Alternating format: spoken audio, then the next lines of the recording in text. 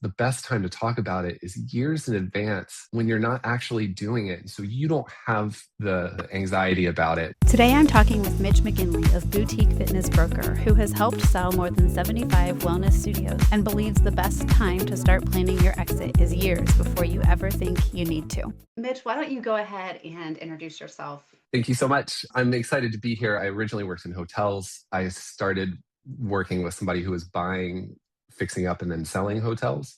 And then my wife and I got presented with the opportunity to buy our favorite yoga studio. And this was in 2012. My wife's a phenomenal yoga teacher, among many other things. But it was this dream that we had. And so it was the right time. We wanted to start a family. We were tired of the corporate thing. And we just took that leap of faith that I think every owner in this space and every entrepreneur does. And it worked out really well. We owned the studio for 6 years and we ended up selling it for 5 times what we bought it for, which we were really, really proud of. And somewhere on that journey, I started doing some consulting work. I got my foot in the door at Mind Body with their Mind Body University program. And so I got to travel around and help teach people about how to be better business people as studio owners. And when we sold our business, everyone started asking me for help with selling their studios. And so I created this new business, which is Boutique Fitness Broker, which has been around for 7 years now. And we've sold something like 75 studios. Amazing. Thanks for sharing. That's a fun journey. I think you're right. Everybody takes that leap of faith and has that dream or goal. So I'm excited to hear kind of what your experience has been with those 75 more or less businesses now. So I guess just maybe start us off generally, like what are some of your favorite stories to tell about some of the people that you've helped sell their business? The best ones are the ones where I get to meet people like a couple of years before they're selling. They're not thinking about it. I'm able to share what I've learned, which I'll do in this segment that we're recording, like quickly, like just a couple of really important bullet points that even if you're not thinking about selling right now, it's important to know and to be aware because you never know when you might need to sell. But also, like when you sell, you want it to go perfectly. Like you want to sell it to the right person for as much money as possible and to feel really good about it. And when this is done right, everybody wins. The seller wins, the buyer wins, the community wins. It's kind of a no-brainer. But for some reason, most of us are terrified to talk about selling our business as if it's like a faux pas. Like, how could you possibly sell your business when you've created it? And for everyone who's an entrepreneur, it's like we're still people. We still get tired of dealing with the same problems that we deal with and want new challenges. And so most people I know who own one business and sell, they end up wanting to start another one or buy another one. And it's a little bit addictive. So that's like all the really good side of my life. I try to stay away from like desperate situations, and I'm fortunate now to be able to. But when I started, it was COVID. And like, that's how I launched this business, trying to help everybody I could. And that was really, really hard. I know we're all very traumatized by it, but yeah, it's my favorite stories are the ones where I help add a tremendous amount of value and the seller makes a lot more money and can tie it back to the advice that they got from me. Like that's always my favorite story. Yeah. I love how you mentioned kind of like you have a different three-legged stool. I talk about a three-legged stool all the time with the business and the owner and then the team. And you mentioned the buyer, the seller, and the community, right? Because as business owners, like our community, it's our baby. And maybe that's why we have so much fear around talking about it, because we feel like we're selling off this child, which we're not. Like they are similar, but they're not the same, you know? We do care about those people in our communities and we want to see them continue to get amazing service and all of those things. So I'm curious, what are some of those things that you've learned that make that sale really good for all three parties involved? Well, to be very clear, like I always work for the seller. And so my role is to make sure that everything goes as well as it possibly can for them. But a lot of that requires taking care of the buyer too. People don't think about that. Buyers need to be accommodated. Like they're paranoid as can be. Sellers are usually very defensive and protective. And so there's an important part of taking care of both sides. But the 3 things that I constantly find myself saying to people that they can do now, years in advance, to prep their business. Number one is make sure that your financial records are very clean, up to date, and organized. And that's why I'm so happy to be here and talking with you, because I know that everyone who's here listening to that is already doing this. And so you're all my people, and I'm very happy to be with you. So I really don't need to talk about that because you've got that covered way better than I ever could. The second thing is the HR side of that. I think usually it's systems and processes that you've created with job descriptions and incentives. You don't have to have, but like expectations of everyone, so that in the event that someone leaves, the buyer will be able to replace that position confidently, hopefully from someone within the team who wants to be promoted into that role. Like that's the ideal scenario. But you have to make sure that all of your like PTO stuff and like all those crazy things that we all really hate thinking about, I think, except for all of our magnificent HR people in the world. It's really important to have all that buttoned up so that you don't have any liability for payroll extending after the sale, things like that. The third thing that always surprises people, and this is my favorite one, but I want you to start talking about wanting to sell your business. And the reason is the best time to talk about it is years in advance when you're not actually doing it. So you don't have the anxiety about it when you're talking about it. But what you're doing is normalizing it for the people who are around you. And usually in these communities, like the people around you are into the exact same, like they're the best buyers. Something like 50% of our buyers over these years have come from within the community, whether it's a teacher or a client or a service provider or a competitor, I would include in that. Like someone who knows you and knows the business is so much more likely to buy your business than some stranger from the internet. And so much of that has to do with trust and a connection to the business. It's like no one has to buy your business. It's not like a house. And so that's really helpful. And I call this planting seeds. And the idea is you make a short list of the people who you think would be the best. And whenever you find yourself in an authentic moment with those people, you just drop this like, I'm thinking about my next chapter. I'm probably going to explore a sale in the next couple of years. If you're ever interested, let me know. I think you'd be perfect for this. Mic drop, walk away. That's the end of the conversation. That's all you have to do. And what I've found is that people in general take this as a huge compliment, like filled with pride. Oh my God, me? Like you think I could do what you do? No way. And then it gives them time to go start hating their corporate job more or figure out whatever they got to figure out before they can come up with the money that would be necessary to do this, or even wrap their brain around the idea of being an entrepreneur. It's a lot of times first time buyer. And so you're allowing for the community to find out about the opportunity without creating any drama whatsoever, and hopefully planting those seeds in a way that manifests the best buyer when you're ready. I love that, planting those seeds, right? I've never thought about that. I talk about it like big believer in profit first, obviously, also big believer in clockwork, where Mike talks about all of those systems and processes and getting it ready for sell. That's one of the biggest ways to increase value, is to not be dependent on the owner and to think about it like, I'm going to be gone for a month, I'm going to be gone for 6 months or a year, whatever, and running the business that way. But I never thought about how planting the seeds, because that next owner most likely is taking that entrepreneurial leap of faith that we just talked about you taking at the very beginning of your business, and how it does take time for those seeds to plant. So that's really awesome. Obviously, yeah. I loved that you talked about the financial cleanup, and I think we do a great job of it. That's what I hope we are doing for our clients. But I'm curious also, when we go back to finances and talk about that, like, what are some of the red flags that you see in deals when you're very first having those first conversations, and things that people should be looking out for as earlier the better? The most common red flag that I see is that the business is too dependent on the owner. You can really shoot yourself in the foot, because if you're irreplaceable, then no one can buy your business because it depends on you. I've seen some really great, smart, talented people with strong businesses not be able to sell because they wear too many hats. And I wouldn't say a red flag so much as something that I look at with sympathy, understanding exactly where they are, but it's also necessary to start extracting yourself from that stuff and to promote people and delegate and do what you can so that you can work on the business instead of in the business. In addition to that, the biggest one with the finances that happens all the time is people have switched bookkeepers or accountants. And so it doesn't match. Like year to year is done differently. Things are allocated differently to different lines. Or when you get big enough, like some people go from cash basis to accrual, and that's a wild step. And a lot of people who don't have their stuff together financially, it's because they're using their business account for personal things.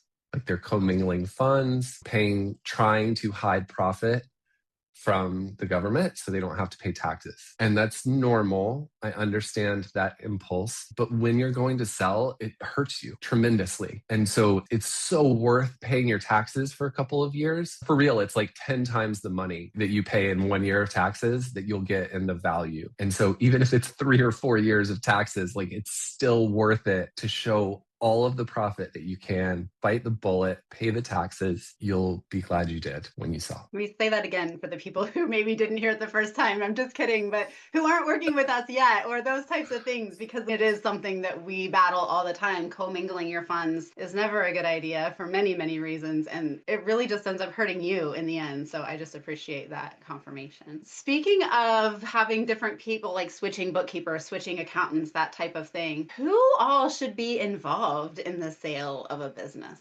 It's such a big team. In the end, it ends up being everyone. We try to keep the staff out of it always. I think people are always understandably paranoid about the whole staff knowing. I would still advocate that it's better for them to hear it from you up front than find out that someone walked into the lobby and was like, hey, I heard the business is for sale, because that happens sometimes. Who all should be involved in the sale?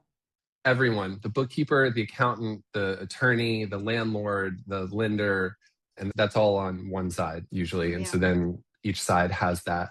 And then we have our partners, right? Like not just business partners, but spouses and parents who have opinions. And it's crazy how often like a family member can mess stuff up for me, because they'll step in without really knowing what they're talking about and be like, oh, that's a terrible deal, or oh, that's ridiculous, you shouldn't have to do that. And they have outside influence because they're a family member. And so it's really important that you have the right advisors in place who won't mess up your situation because they are trying to protect you in an unhealthy way. Yeah. Gosh. Be confident in your numbers, be confident in your decisions. Like it's okay to talk to those other people, but let them have their role, right? Not give them too much credit. Wow, that's crazy. Yeah, process wise, just to put it in context, usually the work with the bookkeepers and the accountants comes first. Like all of that's done clean.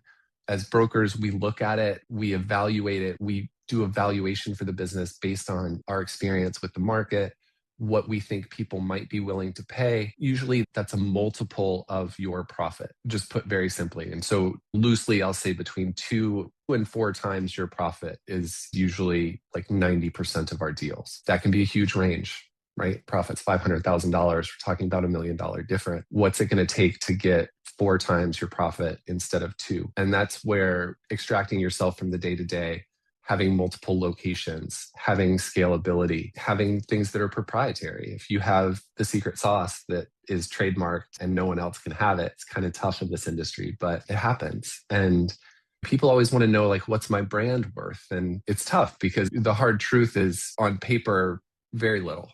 Valuations are based on numbers and profit more than anything else. And so if you have a great brand, but you don't have any profit, people aren't going to want to buy it. If you have a whole bunch of profit and a crappy brand, there's still people who will buy it and change the brand and improve it. And so it's better to have good profit than a really strong brand. Usually they go hand in hand. I was just going to ask too. So we've talked about who needs to be involved. Maybe this is a 2-part question. Like, when do you start getting ready for a sale? And what's your role as the broker? And when's a good time to reach out to somebody like you? Now.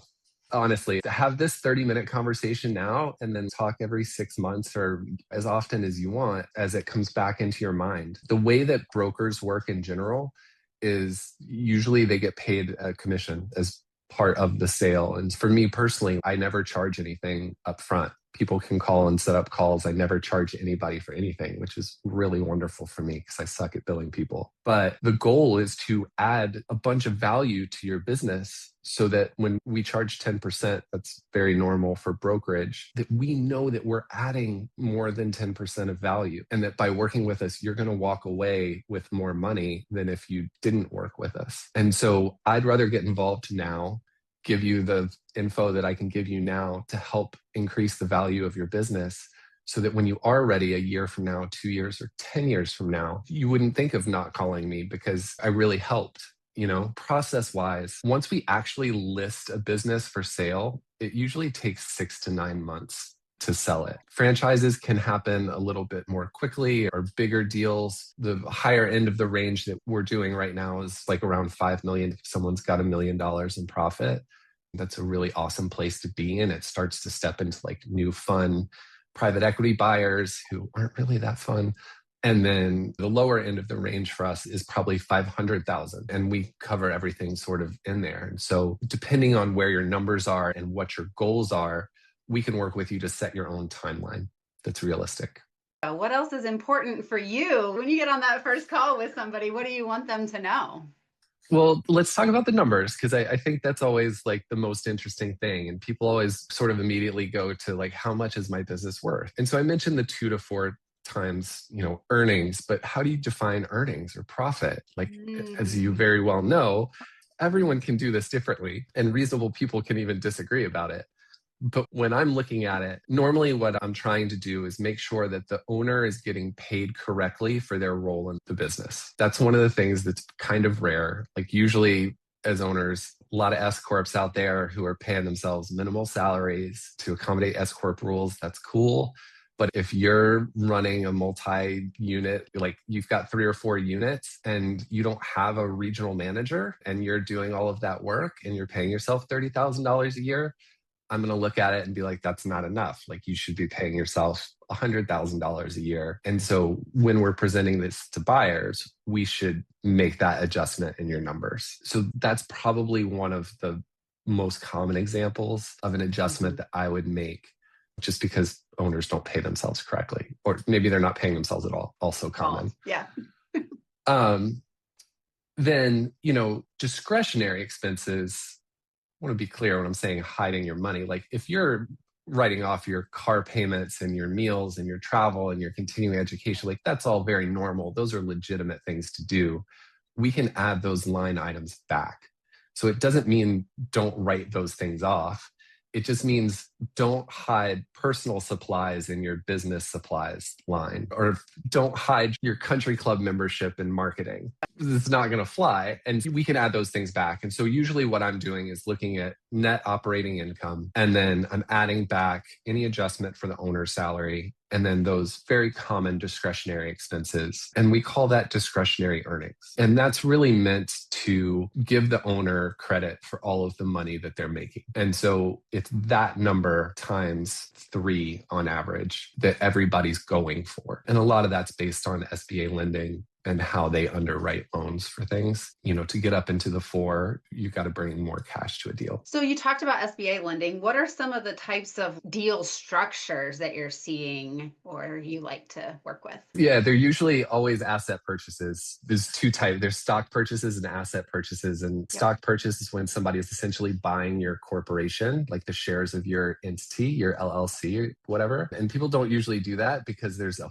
whole ton of liability that comes with it for both sides. And so it's 99% of the deals I've done have been asset purchases where the buyer creates their own new entity and that new entity buys all of the stuff from your entity, and then you shut down your entity after the sale. Like common deal structures, we were talking about asset purchases, stock purchases. I don't really know where you're going. See, stock purchases are so boring that I bored myself. Right. But yeah, okay. So asset purchases, but then sometimes it's somebody coming in and buying 90% or 80%. And those can be done either way. A lot of people reach out to me and say, I need an investor. And usually my response to that is, no, you don't.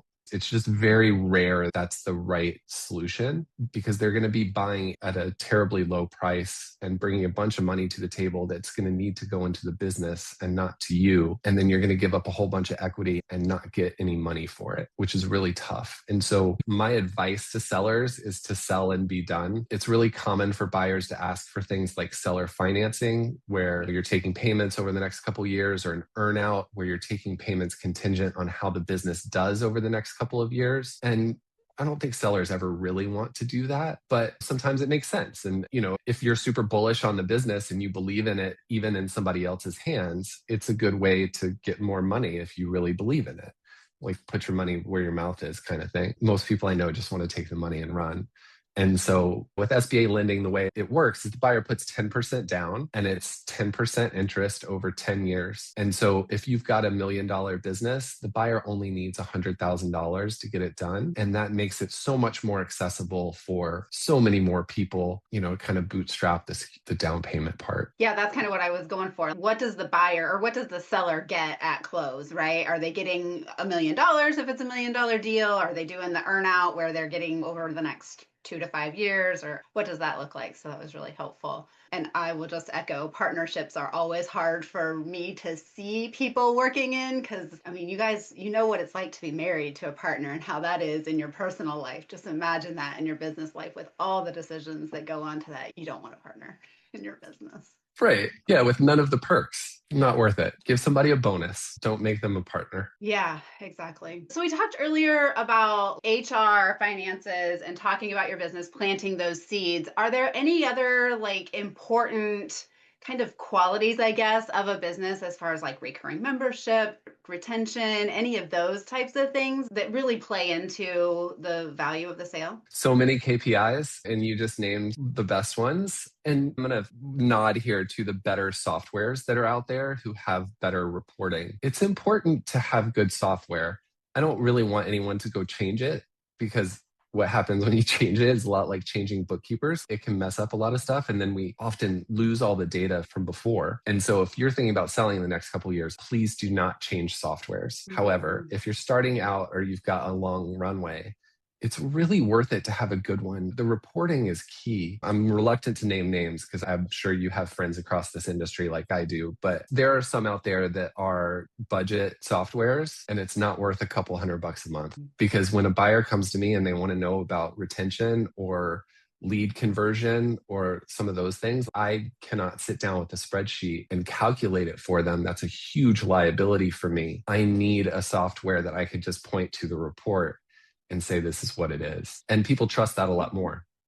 Anybody can manipulate a spreadsheet. Yeah, for sure. Anybody can manipulate a spreadsheet. I love that because it's so true. Not that we do it, but we see it done all the time and can do it if we need to. Let me say one more thing about the KPIs and the things that people are looking at when they're buying these things. Again, profitability is always the most important, but it's important for people to see growth and the trend of the business in a certain direction. That doesn't mean that everything has to be pointed up, but if you wait until something bad happens in your business to try and sell, you're going to lose a whole bunch of value because everyone's going to be freaked out by whatever just happened. And so I always try to coach people on selling when everything is going awesome. And that's one of the reasons to have a plan, is to recognize when you've reached your mountaintop, like I made it. I hit my goal of 500,000 in profit or whatever your goal is, so that you can take a step back and be like, okay, this is when I told myself I'd sell, so that you don't hang on to it until it plateaus because you're not paying as much attention anymore. And then everybody freaks out that it's going down and is only willing to give you 2x multiple instead of a 3x multiple because they're scared. Yeah,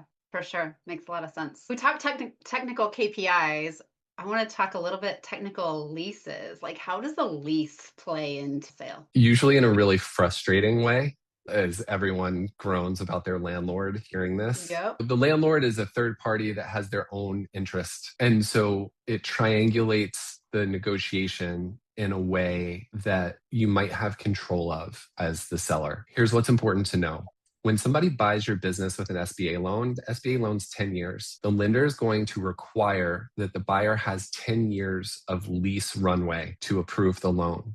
Doesn't mean you have to be locked in for 10 years, but you at least need the years with options. And so if you've got 5 years and a 5-year option, that's totally fine. It's rare that anybody has that much time on their lease. It's pretty uncommon, except in big franchises. And so if you have the opportunity to execute an option prior to selling, it's worth it to try and negotiate multiple options into the future so that you don't then have to negotiate with the landlord when you're selling. Because lease assignments, like someone taking over for your lease, very normal. And everybody does it all the time. And there's a section in your lease titled assignment and subletting.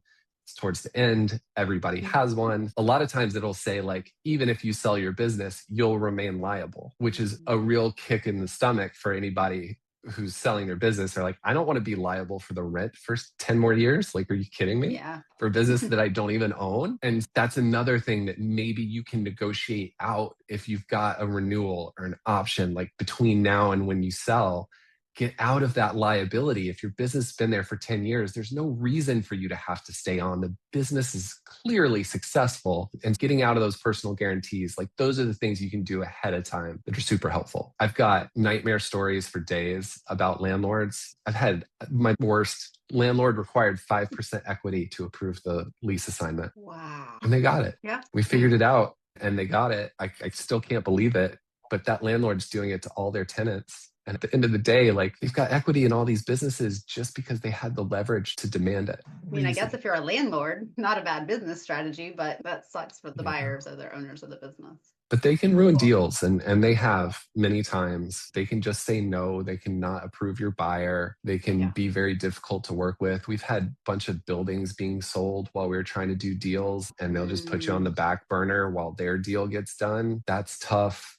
We all get frustrated with landlords, but be kind to them and stay in their good graces, and we'll do the best we can with it. Well, and just hearing you talk, there's so many factors that go into this. I mean, you really can't start preparing too early, is what I'm just hearing and gathering from our conversation. Because I talk to people all the time that are like, oh, yeah, I want to sell my business in 6 months to a year. And in the back of my mind, I'm always like, just double that time frame, just double that time frame. Like, you've got to expect longer, and if it happens shorter, amazing, good for you. The process, real quick, it usually takes, I say, 6 to 9 months. The way that breaks down is the first 2 months is people looking at it, asking millions of questions, asking me about the KPIs, all of those things. They want to know why you're selling. Everybody's paranoid again. I try to answer every question. I think owners are usually very reluctant to share information out of fear. But in these situations, it's important because what we want is for all of the buyers to feel very confident in their offers. We want them to follow through at the number that they offer. And all too common, we get into due diligence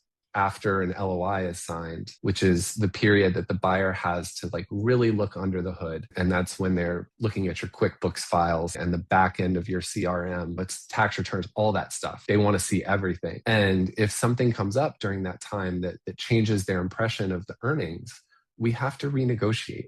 And it's a really difficult place to be because at that point, the buyer's kind of got you. Because if your only move is to walk away from them and like go start over with the process, and that sucks. And so what we always try to do is make sure that they're confident in the numbers prior. Once we accept an LOI, there's usually that 30-day due diligence period. Maybe it's 60, but that's a long time. And then we're negotiating a purchase agreement at the same time. And so that's the legal contract that really makes the deal happen. Once that's all done, then we go to the landlord and the lender to finalize the loan and get the lease assignment done. And SBA loans can take up to 3 months.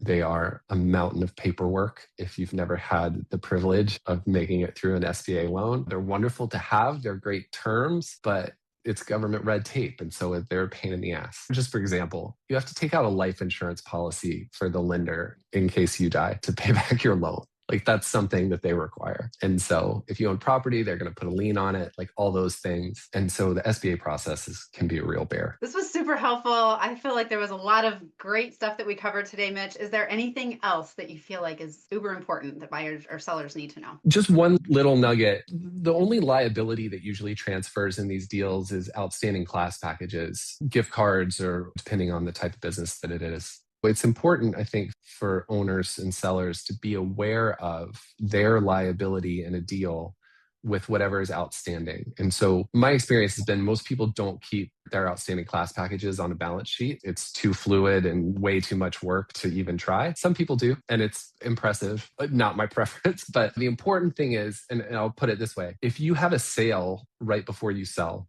and you sell like 1,000 10-packs of private Pilates lessons, you're going to be on the hook for that money when you sell, because the buyer is the one who's going to be accommodating like 90% of those sessions. And so they're going to look at those outstanding class packages and say, there's a total outstanding liability of a couple $100,000. I need a credit at closing for 50% of that value to pay the teachers or service provider. And so that's just something to be aware of. And so I generally like try to discourage people from having any sort of like sales or flash doing any, like, you just got to keep it like super low key and normal. Don't give people unlimited, you can use your 10 pack for 10 years. Set a 6-month expiration so that liability gets closed after 6 months. Yeah, that makes a lot of sense. We do talk about that stuff, and you're right, we don't put it on the balance sheet. Sometimes at year end we might, but yeah, I mean, you can't take the profit from something that you haven't given the service on yet. You have to give that to the buyer. That makes sense. So